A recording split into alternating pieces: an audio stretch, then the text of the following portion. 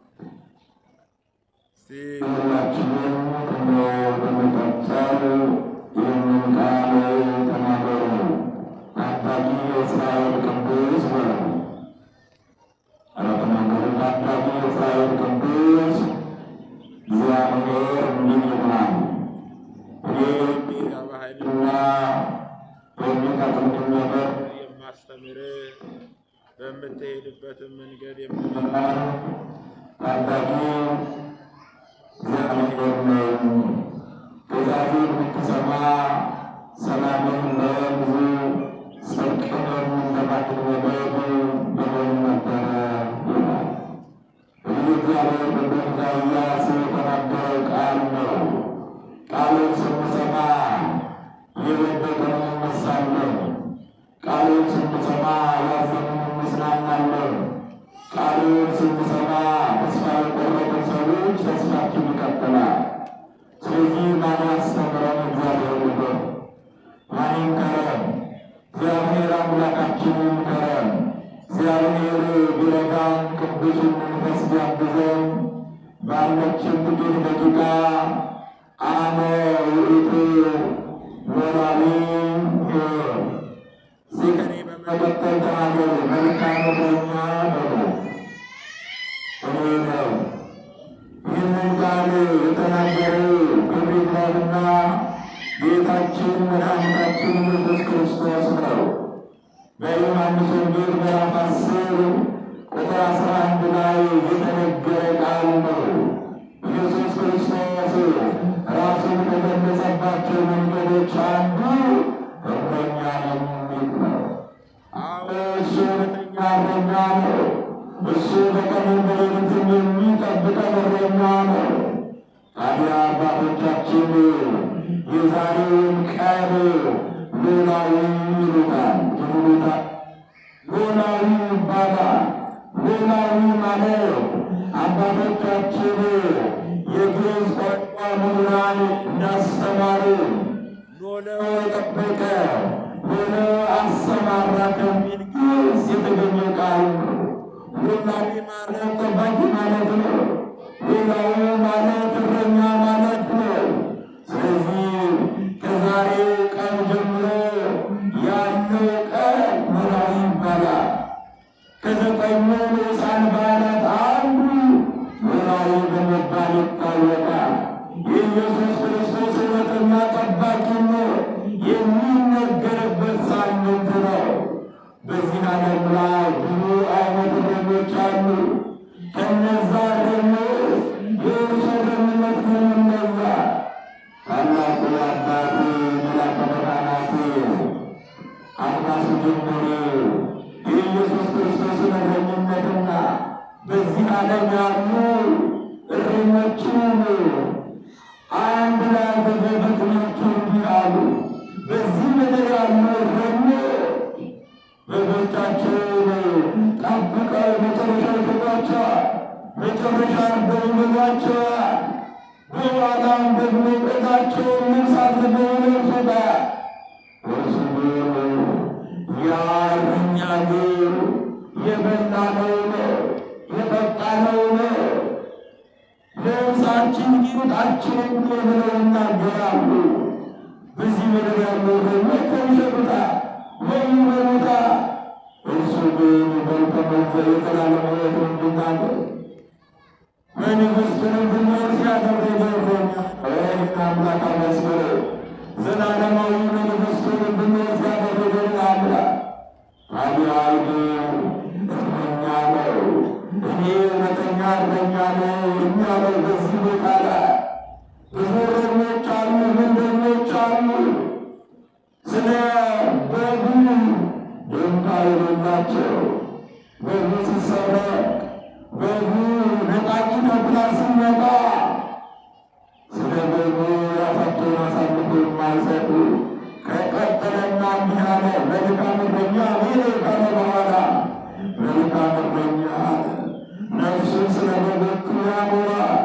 እረኛ ያልሆኑ በጎቹ የእርሱ ያልሆኑ ማዕተኛ ግን ተኩላ ሲመጣ በአንድ ጊዜ ጥሏቸው ይሄዳል። በሌላ ስፍራም በዚህ በዳዊት መዝሙር 22 ከቁጥር 23 እግዚአብሔር ርዕዮኒ እግዚአብሔር እረኛዬ ነው አለ። የሚያሳጣኝ የለም። በለመለመ መስክ ያሳድረኛል፣ በዕረፍቱ ውኃ ዘንድ ይመራኛል አለ። የእርሱ እረኝነት የተለየ ነው። አሁን የሚያስፈልገንን የሚሰጠን እረኛ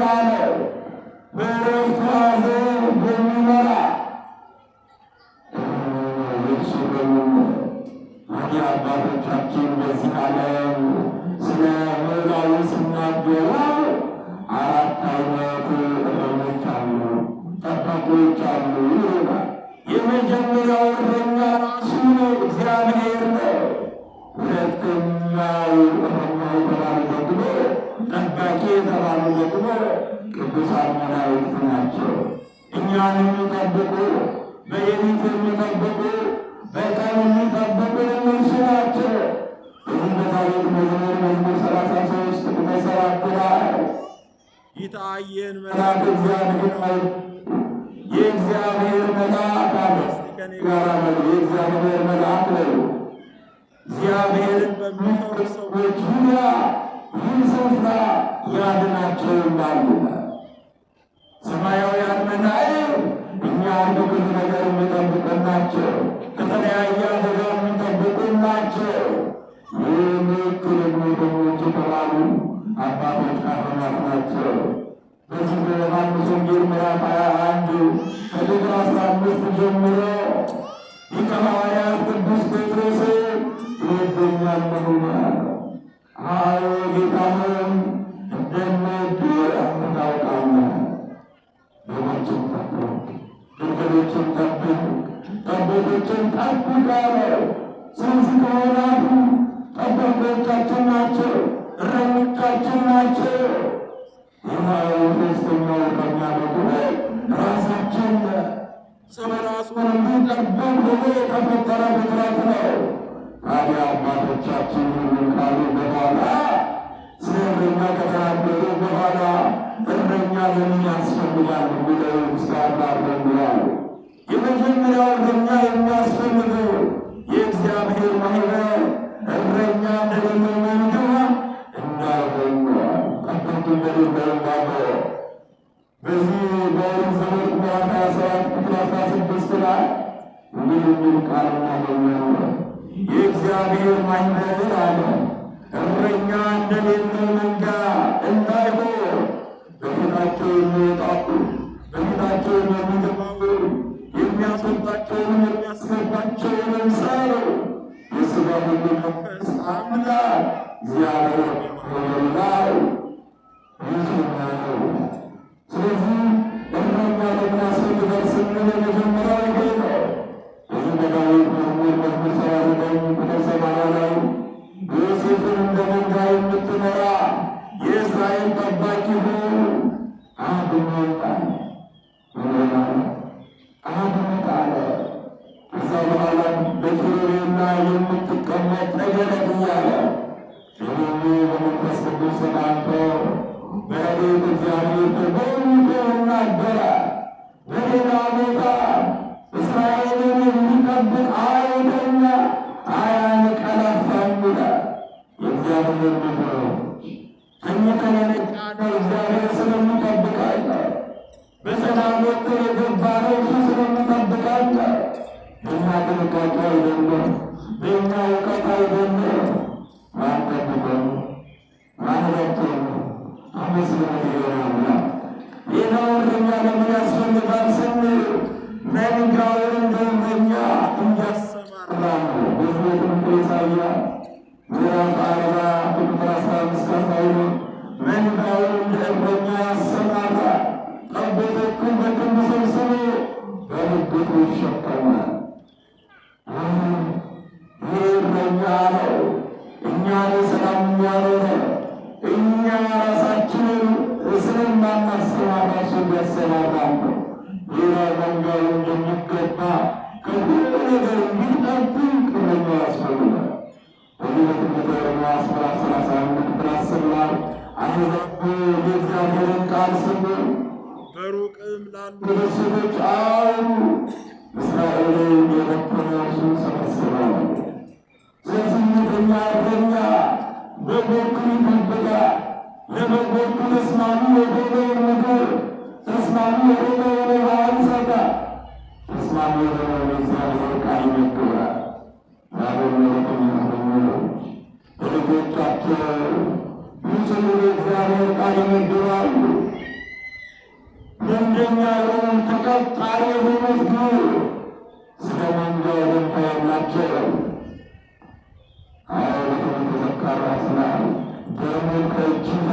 በትንቢተ ሕዝቅኤል ላይ አንተ ምግብ ብቻ ነው የምትፈልገው፣ የዛን የመንጋውን ነፍስ መዳን ትፈልገው። ስለዚህ ደግሞ ካንተ እፈልጋለሁ። ስለዚህ እግዚአብሔር በዛሬም ቀን የሚነበረው ወንጌል የእረኛና የበጎች ነው። የእረኛ የሚሆን ከመሳ መንጋው ደግሞ እረኛውን ሊሰማ ይገባል። ዛሬ ግን ስንቱ ነው እረኛውን እየሰማ ያለ፣ የነፍስ አባቱን እየሰማ ያለ? እዚህ በአንቀጸ ካህናት ላይ አባቶቻችን ካህናት በአጭር ስራቸው አራት ነው። የመጀመሪያው ምንድነው ስንል ማስተማር ነው፣ መምከር ነው፣ መገሰጽ። ከዛ ሁለተኛ ደግሞ መቆጣጠር ነው። ያ ማስተማሩትን የሰራው ይቅርታ ይወጣል፣ የንስሐ ይወጣል የሚለውን ይቆጣጠራሉ። ከዛ ሶስተኛው ደግሞ መቅጣት ነው። ያን ቃሉን ማይሰማ ከሆነ በአንተ ነፍስ ጉዳይ ተጠያቂ የሚሆኑታ አንደኛው መቅጣት ነው። ሁለተኛው ደግሞ ያጠፋው ጥፋት ቀኖና ይሰጡታል። የማይመለስ ከሆነ ስንቶቻችን የነፍስ አባቶቻችንን ቃል እየሰማን ያለ፣ የነፍስ አባቶቻችንን ቃል ሰምተን በሕይወት እየተገበርን ያለው ስንቶች ነው? ዛሬ ወንድሞች፣ ዛሬ ከምን ጊዜ በላይ የምንሆነው ነገር የመጨረሻው ዘመናዊ ማርያም ያለነው ትምህርቱ የሚፈጸመው ምሳሌው የደረሰበት ዘመን ላይ ደርሰናል። ወንድሞቻችን የተመለስን ነው። ስንቶቻችን ስላደረገናል፣ ስንቶቻችን ስላደረገ ተቀበለናል፣ ስንቶቻችን ወደ እግዚአብሔር ቀርበናል። ዛሬ ነገር የምንሞት ነው። ሞት ግን ባላሰብነው ሰዓት፣ ባልጠረጠርነው ሰዓት ይመጣል። ራሱ ጌታችን መድኃኒታችን ኢየሱስ ክርስቶስን ተዘጋጅታችሁ በስንቶች አንድ ታላቅ አባት በጸሎት ቆሙ። በፊት አሉ ምልክት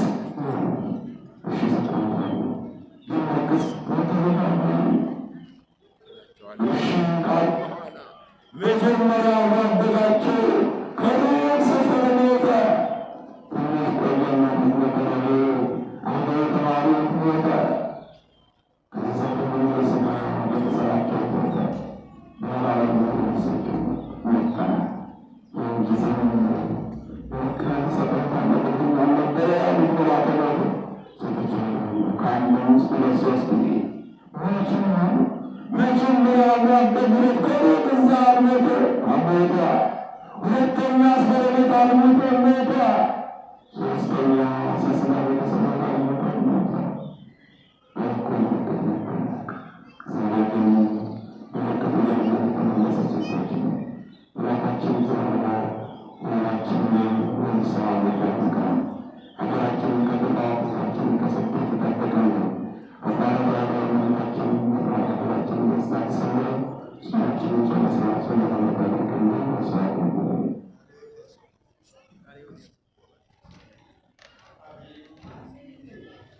ለመምህራችን ቃለ ሕይወት ያሰማልን።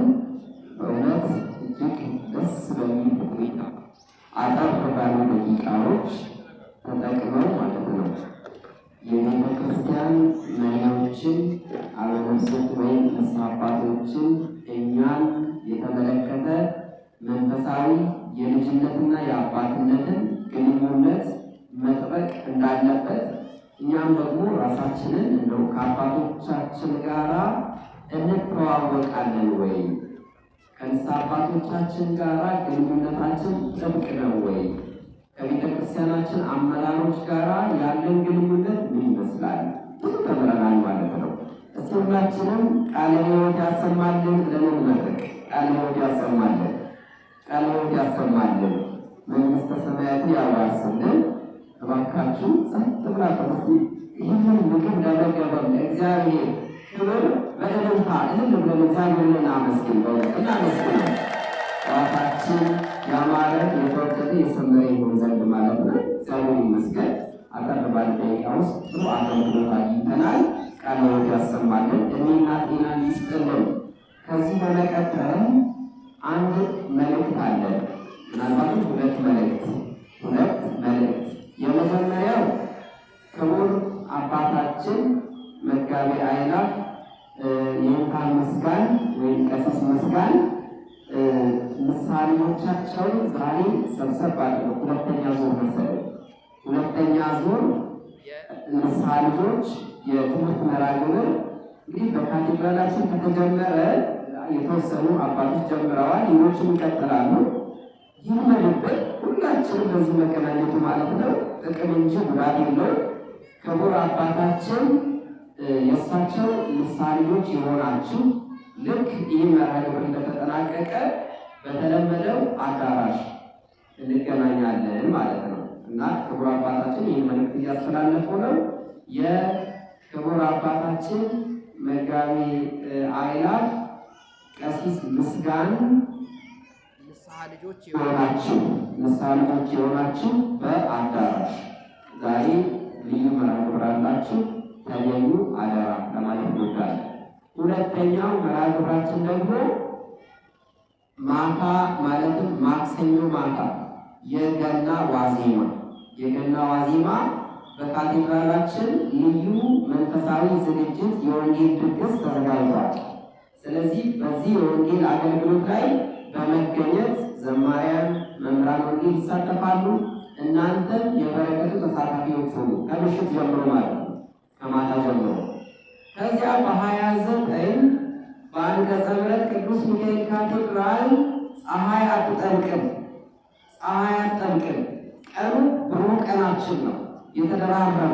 ለዚያው በዓለ ገና ብሔራዊ በዓላችንን በአንቀጸ ምሕረት ቅዱስ ሚካኤል ግቢ ውስጥ ማክበር የደመቀ ይሆናል ማለት ነው እና እንዳትረሱ፣ ተነጋገሩ፣ ተለዋወጡ ሀሳብ። ከዚያ ሰዎች ለሰዎች ጥሪ አድርጉ። ቅድሚያ በዓሉን እዚያ አክብረን ከዚያ የቤታችን ይደርሳል እና እሱን እንዳትረሱ አደራ ለማለት እንወዳለን። ሌላው በተለያዩ ዓለም ክፍሎች ያላችሁ ይህንን ቤተክርስቲያን ልማቱን አጋር በመሆን እንድትደግፉ አደራ ለማለት እንወዳለን። እዚህ ያለን የምን መልእክት እዚህ ጨርሻለሁ። ከዚህ በመቀጠል ደግሞ በእውነት ትጉህ እረኛችን የሆኑ በእውነት የእረኞች አለቃ ቸሩ መድኃኔዓለም በቤተክርስቲያናችን የሾመልን የልማት አባት የበረከት አባት ቤተክርስቲያኑ በጥሩ አመራር ሲመሩ ለዚህ እንዲደርስ ያደረጉ ታላቅ አባታችን እሳቸው ደግሞ ዕለቱን በተመለከተ ስለምንመለከታቸው ሙያቸውን ጭምር ስለሆነ ማለት ነው ዛሬ ኖላዊ የጠባቂዎች ቀን ነው፣ የእረኞች የመሪዎች ቀን ነው። ስለዚህ ይህንን በተመለከተ ደግሞ ክቡር አባታችን መልእክት አባታዊ ቡራኪ ቃለ ምዕዳን ያስተላልፋሉ። በቀጥታ ወደ ክቡር አባታችን